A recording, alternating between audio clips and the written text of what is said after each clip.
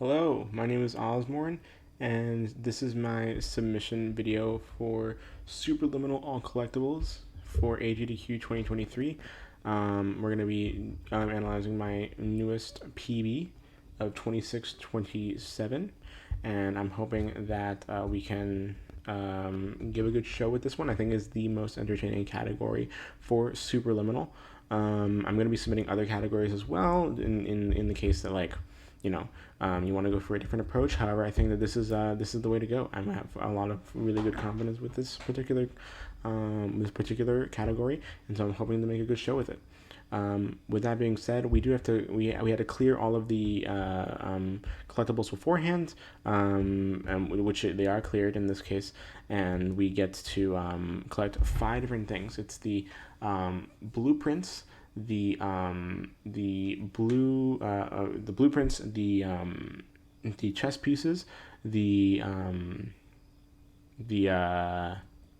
fire extinguishers, the fire alarms, and the constellations. Those are the 5 different collectibles that we have to collect in this game, and I'm really hoping that we can give off a good show with it. I think this is a really strong contender, and I wouldn't be that adamant about it if I didn't have full confidence that this is going to be a banger at GDQ.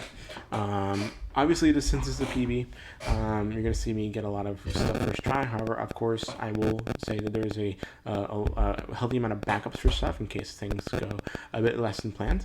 And so again, it's a healthy, it's an option, it's a safe option. I think it's going to be really, really good, and it's a really entertaining option as well. So with that being said, we're just going to go straight into the run. Timing will not begin when I enter the first level, but rather it'll begin when I walk through the first door. So right now.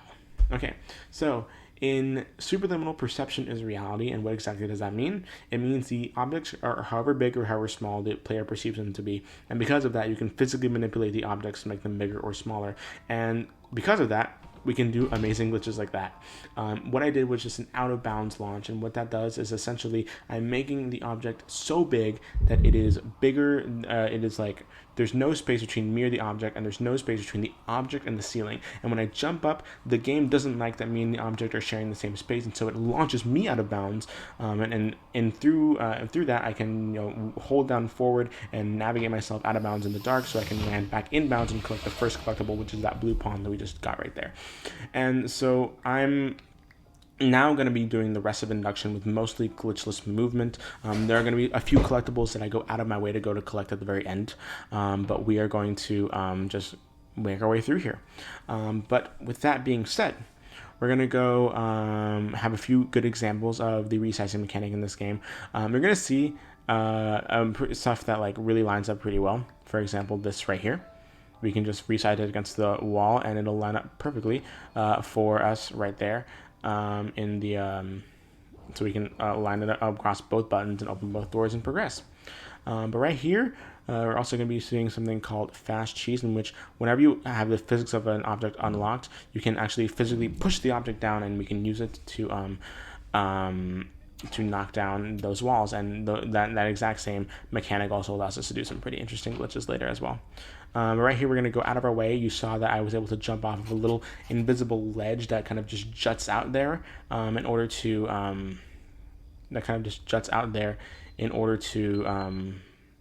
go out of my way to get the blueprint. So that is induction. Please pay no attention to my sum of best because of the different because of the specific subsplits that I'm doing with all the minor collectibles and how much you have to do. It's a bit inaccurate, to say the least, of how actually I perform.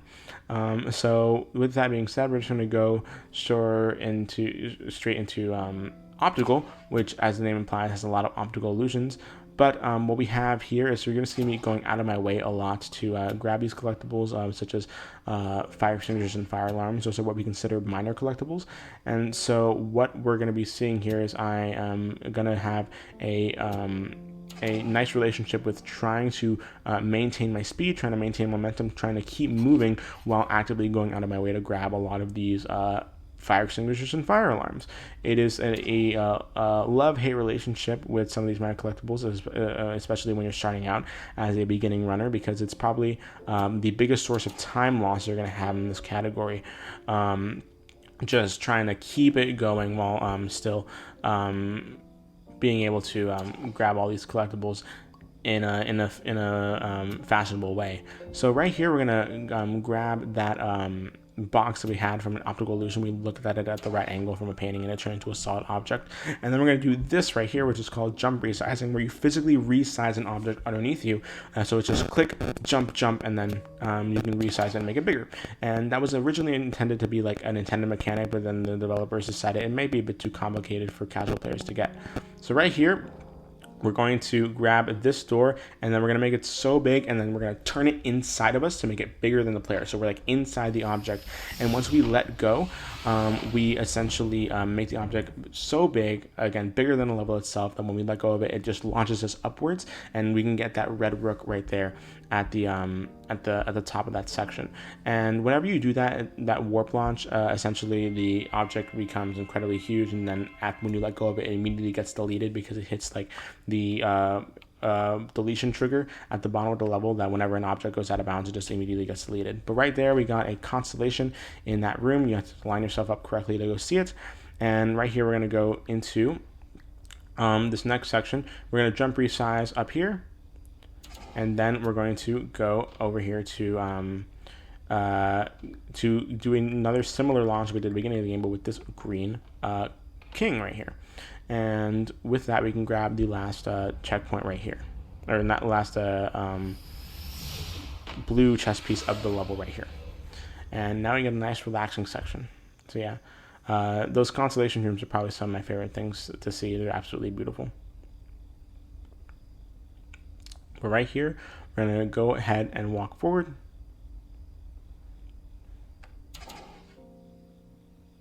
And we're going to collect a few collectibles out of the way. And now we're going to do what any natural person would do and grab the moon. Because on the moon, there is some amazing stuff to be had. For example, the exit to the level and also this diet soda can. We're going to make it so big, and we're going to use the same thing that we always do, and we're going to be launching ourselves with it by making it clip us through the ceiling. And now we're going to grab that blueprint and just walk through that door right there to get to the end level. Every single end of the level is going to end in this like hallway section. And so that is what we're going to be seeing there. And that is the end of optical. Now we're going to go into cubism, and as the name implies, it is all about cubes, but ironically speaking, the first puzzle in the level itself does not involve any cubes. At least not in the speedrun, it doesn't. But before we go, we have to go out of our way to go into another constellation room. The constellations are absolutely beautiful. Like I said, you have to line yourself up at a specific angle to see what the constellations are, and once they turn into a solid object like that, you can solid objects, you can collect them. For example, right here we have the mug, and as soon as the mug turns solid like that, it turns like from a 2D projection to like a 3D object, and it'll then dissipate away. That's how you know you've collected it, as you can see on my splits right there. So with that being said, now we can get into the real meat and bones of cubism, and we can also begin to collect some more minor collectibles on our way as well. So we're going to turn around and grab this fire alarm, and then we're supposed to be a cube that puts us onto this ledge, but we don't need to use it. We can just use that pole, because why would we use a cube? It's slow. And right here, you can actually grab this blue chess piece through the vent. You can just do that. It doesn't really have much collision on there. You can just grab it through it. So thank you to developers for doing that. And right here, we're going to go out of our way and grab some more minor collectibles. And then we're going to do a vault clip in which we can ledge grab onto a part of the level geometry and go out of bounds.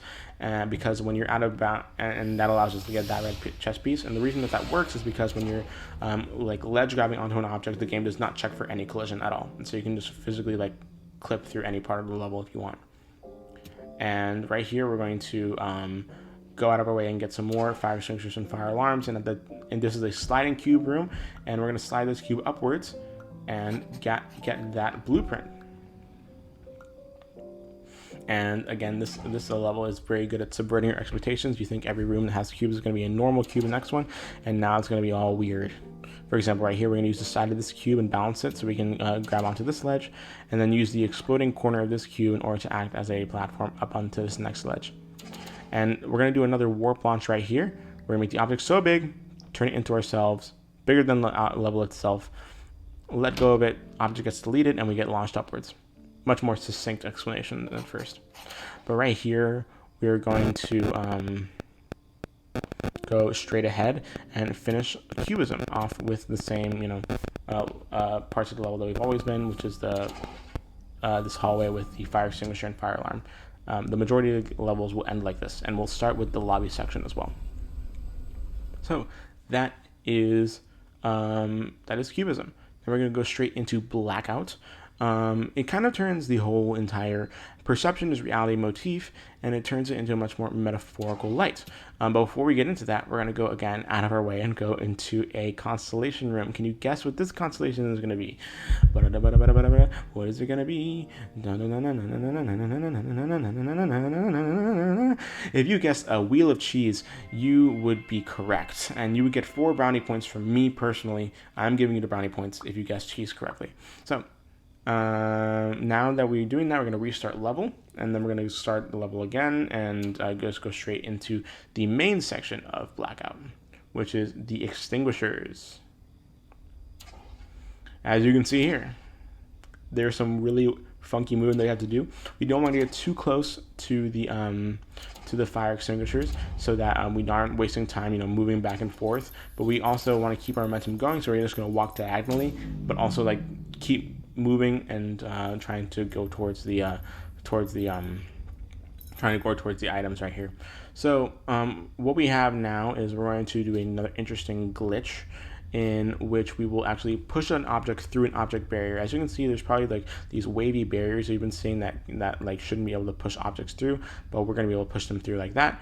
A second try, we love to see it, and we're going to need this specific canister for a very specific reason later.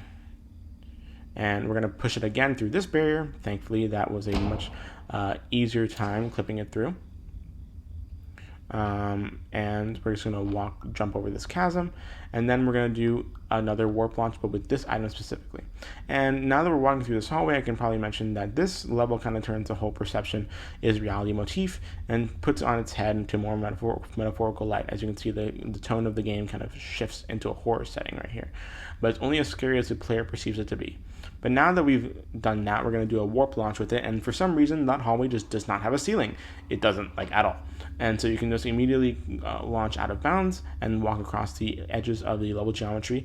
And so you can come over here and grab this sign, so you don't have to walk all the way to the end of the hallway to grab it.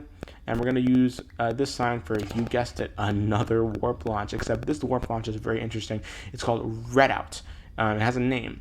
And so we're going to make the sign really big, launch with it, and then grab that blue chest piece. But as you can see, the object itself was deleted as it should be, but the rest of the level still has the volumetric lighting of the object that we deleted.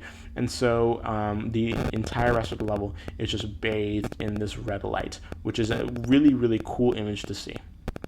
And as we enter this room, we're going to line ourselves up with these 2 shells right here, and between we're going to be able to grab a little bit of a blueprint that's peeking out through there, so that we don't have to all the way backtrack to the back of the room and grab it ourselves. So what we have here is we're going to grab a can of beans. We're going to use it as a platform up. Bouncy beans. We love to see it. And we're going to use it, boom, right there, as another form of launching. And again, the majority of the launches are just like, the game just does not like it when you and another object are taking up the same space, so it has to get rid of one of you. Sometimes it'll get rid of the object if it's the path of least resistance, but most of the time, if you do the glitches correctly, it should just get rid of you. So with that being said, that is the end of Blackout, and as you saw there, we turned on the lights and there was nothing to be afraid of. The blood on the walls were just red paint, and the level was only as scary as the player received it to be. So again, turns perception is reality into much more metaphorical light than it does a regular one. But right here we're going to go into clone, and as the name implies, we're going to be cloning objects. But ironically speaking, the first level actually doesn't involve any cloning. Or the first puzzle in this level, I should say. And we're going to go out of our way again at the beginning here to grab some more fire extinguishers while carrying this door through us, so we can use it to grab onto that button, to push down that button and open the door. There's a channel that we could change. There's a radio station that we could change the channels there too, so I might do that just for fun during the run. And so right here, we're just going to be collecting these fire alarms and fire extinguishers. The fire alarms you can actually get from any distance in this game, in this particular level, because it'll just clone the levers instead of actually pulling them, but it still counts as collected, obviously, but you can just do it from any distance, and that's unique to this level. So right now what we're going to do is a jump launch. This is the only level in which you can actually look straight down. We're going to use that to our advantage by grabbing this object and then immediately pressing jump and left click in quick succession, so that we can use it to launch ourselves upwards and grab that blue pawn at the top of that room. We're going to grab one more fire extinguisher, and now we have a little smiley face as our cursor, as our crosshair there. But smiley face is gone. We don't have time for smiling. And so, as you can see, you've probably noticed that the rules specifically for cloning a lot of the objects in this game have been very relative, I should say. For example, in the green apple room, you were able to physically pick up the objects and move them around, and only when you pick them up, put them down and pick them up again where they become cloned objects. But in this specific room, the red apple room, when you clone an object, they just drop down to the floor. That is it. And so obviously we know what each object has, like what rules apply to each object. But for the casual player, it could be a bit disorienting just walking back and forth between each one. As you can see right there, that is another example of prime time loss in this particular section. And right here, we're just going to walk up, and we're going to grab some more minor collectibles on our way to the end of the level. But first, before we finish it off, we're going to grab this checkpoint, walk backwards, and then go out of our way to another constellation room, if you could believe it. Can you guess what this constellation room is going to have? I will get you $5 in a Venmo if you can guess it. Did you guess vending machine? Because if you guess vending machine, you would be right. And so this is our 5th constellation room right here. And as you can see, we are having a wonderful time. And we're going to go out of our way to grab a few more collectibles at the end. And you can see right there that there's actually a fire alarm that was already pulled at the beginning of that hallway. And the reason that being is because the fire alarms in this specific level are actually kind of like weird in the sense that there are 3 of them that are connected to 3 other ones. And so when you pull one of them, you pull the other one in the level. We don't know why that is. It is a bug that has been reported before, and so we kind of want to improve it for the casual experience. But for a speedrunning purposes, it's actually quite a convenient mistake, so as to put it. So we're going to walk backwards, and congratulations, we're in another constellation room. Can you guess what this one is going to be? If you guessed chair, congrats. Another bonus 5 points for you. So we're going to go straight into the real meat and bones of Dollhouse now that we've gotten the constellation room out of the way. As you can see here, we're going to walk backwards and into the theater room here. That was the kind of difference that we had at the beginning of the level. We had to walk backwards instead of back and right. But now we're going to walk down, and the main mechanic behind this level is that we're going to be physically manipulating the objects, physically manipulating portals in this case. And so when you make a portal big or small, you're actually also making yourself bigger or smaller. And a good example of that is right here. We're making a house pretty big, and then we are going to put it at a specific size so that we are small enough in order to go through this portal at the very end. And so it's a love-hate relationship with this kind of level, especially because you don't want to be too big, because otherwise you want to make the house too small, because otherwise you'll be too big and you won't be able to fit through the door on the other side. But you don't want to make the house too big, because then you'll be too small and therefore you'll walk slower. And overall, it's just a very precise relationship that you have with it. And so you want to make sure that you're gaining as much as you can. So right here, we're going to get the fan room, and we're going to knock down these Jenga pieces. And we're going to use this window and walk and jump straight through it. So a very nice window room. And we're going to go into this door and back out so that we normalize our size back to size 1, and everything else in this room is smaller, which allows us to collect them more easily. And now we're going to grab this bouncy castle from way across the way, and then resize it and use it as a platform up here to grab another blueprint. Perfect. And now we're going to take this exact same bouncy castle and we're going to resize it into this pool room so we can walk through it and go through the vent. And now we're going to resize the bouncy castle again and put it up on this platform right here. And then we're going to bounce down, grab a few more minor collectibles, and then we're going to use something called arc skip, in which we take this portal and then we're going to put it out of bounds through the door frame and then clip back inbounds when we walk through the portal that leads to it. And then with that we can collect the last blueprint, and because that's the last room of the level, we can grab the last blueprint and the last fire extinguisher and fire alarm.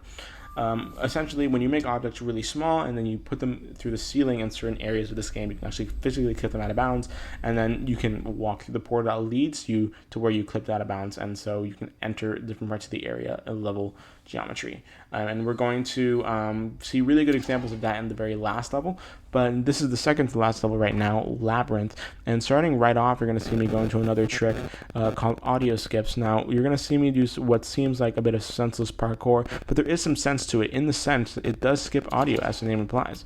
And so essentially this hallway is lined up with 5 audio triggers. And each audio trigger, we found a way to skip 3 of them, but skipping only 2 of them actually saves any time. And so what we're going to be doing here is we're going to go straight across, and as you can see, I physically jumped over the audio trigger barrier right there. And so with that, we want to activate the last line as quickly as possible, because then at the end of that last line is going to finish, and then we're going to get teleported to the rest of the level. And that concludes our standard orientation protocol. Goodbye. And now we get teleported back. And what you're going to be seeing me do here is I'm actually going to get teleported back around 3 more times.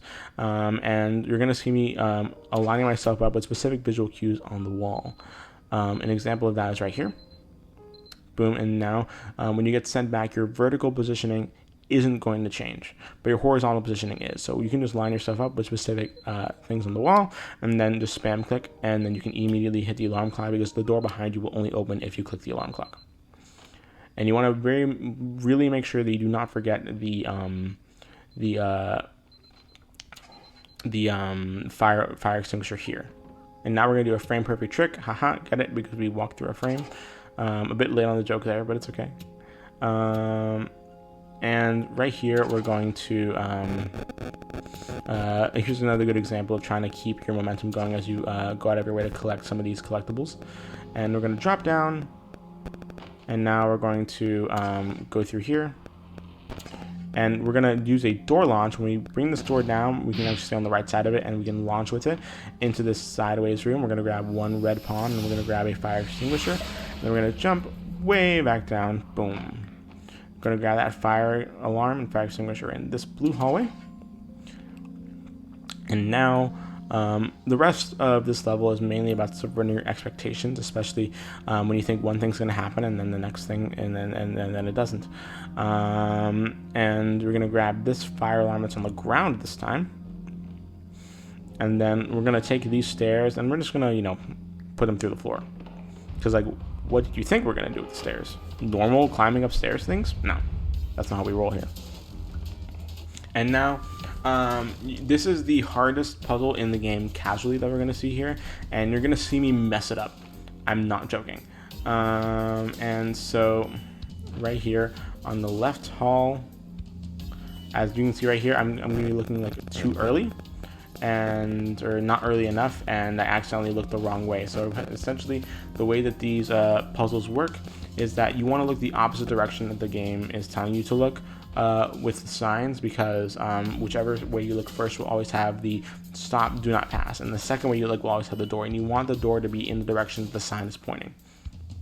So with that being said, we are now out of the woods there, and we're going to do a slide launch in which we push an object out of bounds. When it slides down, it goes back inbounds through the wall, and we're going to ledge grab onto there, and that'll allow us to launch upwards.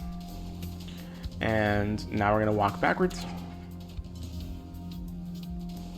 and grab this knight right here, and we're going to use another launch right here with the knight. Thankfully, first try. And we're going to use that to launch upwards and grab that blue chest piece. Launch down, grab some more minor collectibles here, and then we're going to go out of our way, really out of our way here, to grab a blueprint. There we go. And now we're going to grab this cube from a distance in order to bring it with us here. Gonna walk forward and back. And if you could really guess what this is gonna be, I'm gonna be shocked. It's a moon projector. Now, what does a moon projector have to do? Well, I'll show off all the stuff the collectibles unlock after the game. Not in this specific video, but at the marathon I will.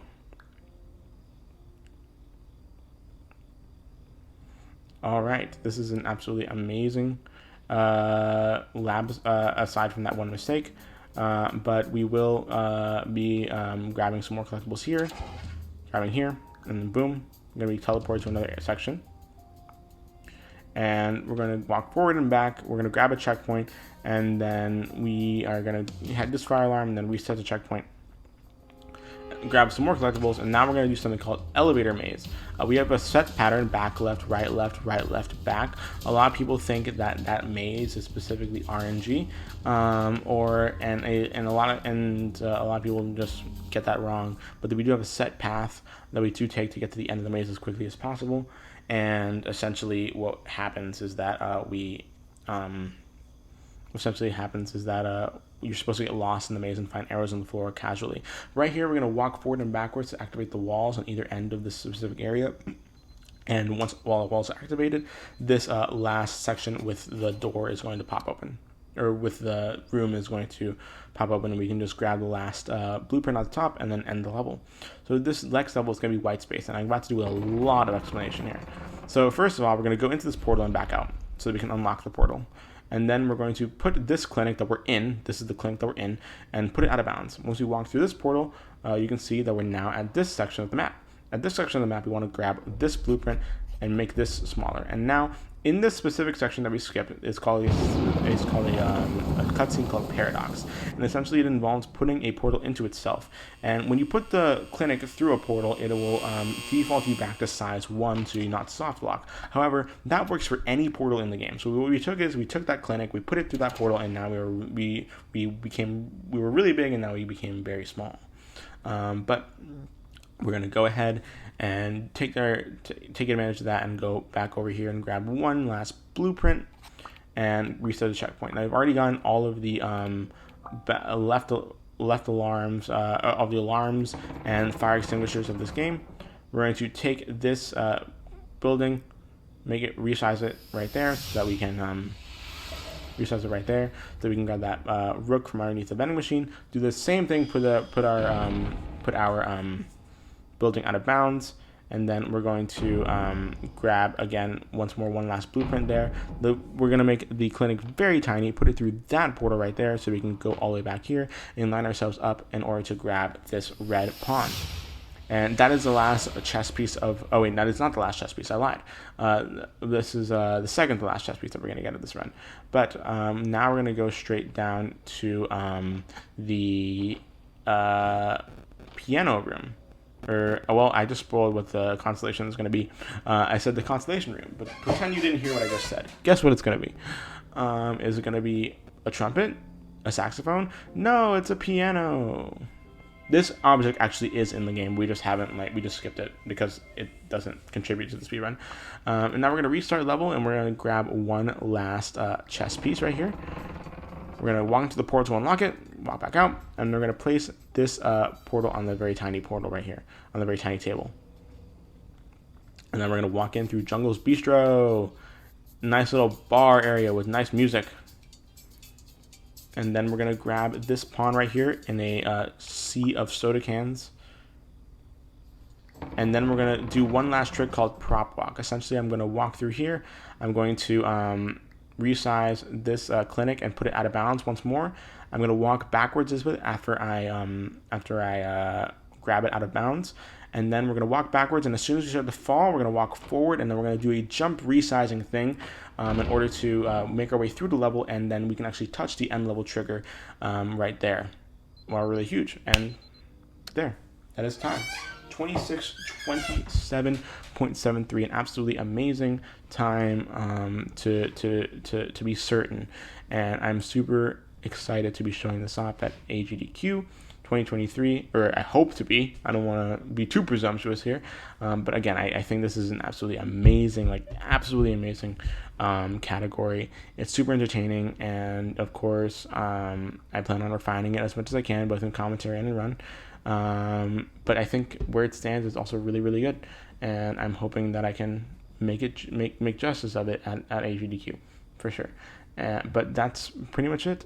I've been Osmore, and this has been Superliminal Collectables. I have really good incentive ideas for this one as well, and so I really hope that you can consider it.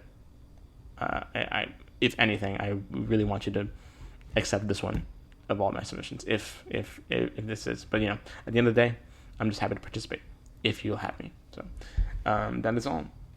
I've been Osmore, and this has been Superliminal Collectables, and I'll see you when I see you.